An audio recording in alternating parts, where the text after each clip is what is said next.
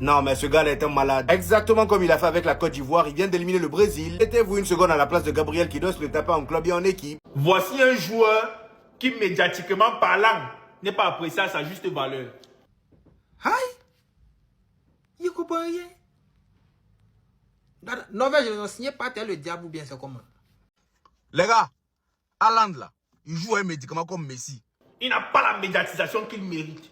Payé pour ce qu'il fait là, on ne parle pas assez de lui. Vous prenez vos joueurs que vous dites que c'est les meilleurs joueurs du monde là, vous les mettez en Norvège, ils ne font pas ce qu'il a en train de faire. Pendant 90 minutes, le gars il ne joue rien. Mais le ballon ne vient pas à lui. Hein. Lui, il ne va pas derrière le ballon. Tout vient à lui seul. Dès que le ballon le touche, c'est but. Première participation de la Coupe du Monde. Il est en train de prendre la Norvège, il met au dos. Il part avec un quart de finale. Ah oui, c'est pas le jeu. Erling Braut Haaland.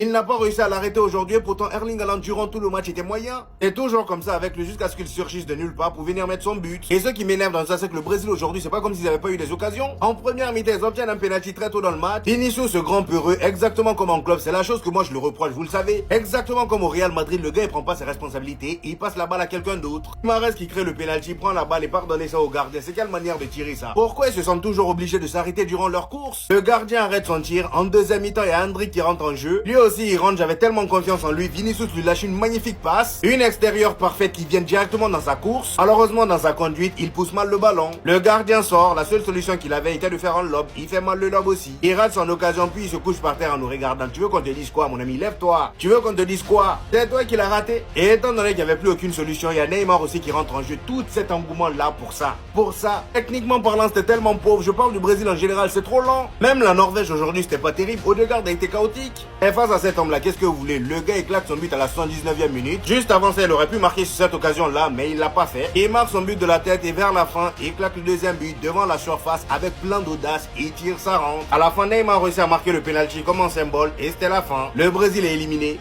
Il met seulement les buts sur but.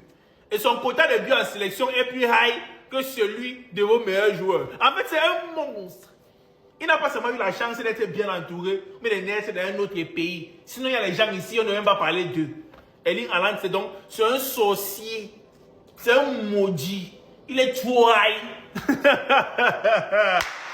Petit frère, il a donc, non, petit frère, il est fort. Il est virulent. 7 buts. 7 buts. Il y a les gens là qui ont 7 buts, c'est seulement d'eux qu'on parle. Pourtant, il y a beaucoup d'autres joueurs derrière avec les 5, les 6, les 7 buts. On ne parle pas d'eux. La médiatisation vient faire croire aux gens que non, l'autre est meilleur que l'autre. C'est la magie. Alors le joueur, le monstre, face au Brésil, il porte seul la Norvège, il part avec.